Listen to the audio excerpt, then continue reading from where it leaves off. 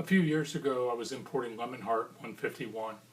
The brand owner would never sell me the Lemon Heart 80 for the U.S. market, which was a bit of a frustration. I don't know of any brand that's been built with one label. Certainly there are examples. You can claim Grey Goose, or as Lemon Heart did, they claimed Captain Morgan was built with one label. Those in the industry know that have been many different bottlings of both Grey Goose and Captain Morgan. But after they quit selling Lemon Heart 151 in the U.S., they wouldn't sell it to me, wouldn't let me import it anymore.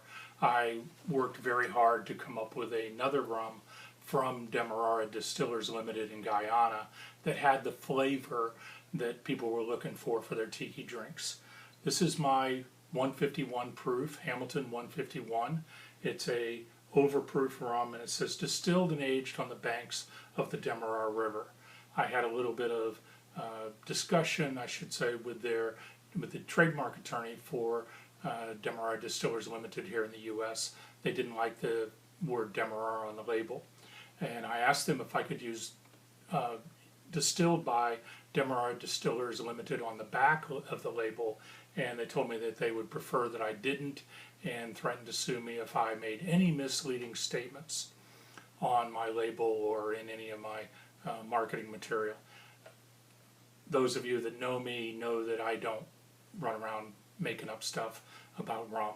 I think the transparency is a significant part of rum's reputation, and it's part of the reason rum has had such a bad reputation for so many years, because of all the basically falsehoods and lies that people have been putting on their labels and in their marketing material.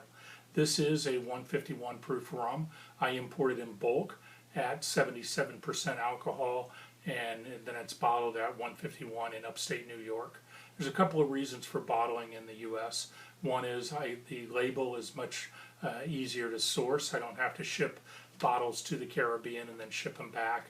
And I do some other bottles from Jamaica and St. Lucia. I wanted to have a consistent look, consistent bottle, and consistent labels. The labels come from a label maker, printer in Rochester, about an hour and a half drive from the bottling plant in upstate New York. And the bottles come trucked less than an hour from the warehouse. So there's a significant savings there. It's also significantly less expensive to bottle in the U.S. than it would be to do it in the Caribbean. When I bring this in bulk containers, I can bring in more than 20-foot containers worth of rum, bottled rum, in less than half of a container. So there's a significant savings in freight and in volume and carbon footprint. So this is a 151. I knew when I started this project that the first thing bartenders were going to do when I came out with this, finally got it bottled, was pour it into a glass next to their 151 and taste it. I knew this product had to be better than Lemon Heart 151, and that was my goal from day one. I believe it is, and all of the reviews I've gotten have been very favorable. Nobody's told me yet that, Ed, you missed the mark. Go back to the Caribbean, start over. It's horrible. This is a blend of rums up to 5 years, which is longer than Lemon Heart. I could confirm that Lemon Heart was aged up to 2 years. Some people would tell me 3. Some people told me more, but the distillery would never confirm anything over 2 to 3 years.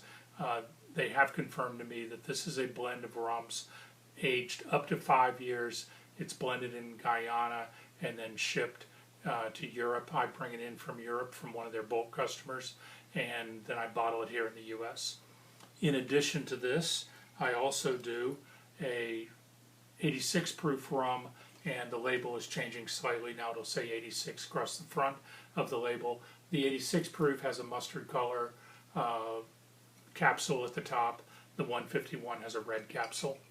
So it's fairly easy to identify on a bar. And the 151 has 151 right across the front of it.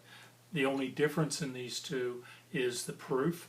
The 86 proof has more water added to it, but tasting them side by side, it's hard to imagine that the only difference in these two is the proof.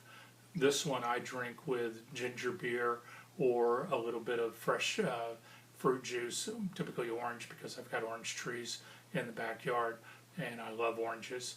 But a little bit of ginger beer works really well with this. And the 151 I use as a float on drinks. Sales of the 151 started out to be about 3-to-1 of the 86, but in the last few months as the market has grown, I'm selling more and more of the 86, and right now it's about 65% 151 and about 35% 86 proof. In Florida, for example, the demand for the 86 proof has grown to be larger than the demand for the 151. If your customer is using a other 151 proof rum, maybe Gosling's or Bacardi, have them taste this side by side, and I think you'll have a sale. This is priced at the same price that Lemon Heart was. It's about $30 retail in U.S., although that varies considerably across the country, and this comes in at around $22, $23. So both of these are 100% rum from Guyana. I can't call them Demerara Rums or I would be violating their trademark, so I won't do that. But I will tell you they're distilled and aged on the banks of the Demerara River, and I'm very proud of them. So proud, in fact, I put my name on them. So cheers.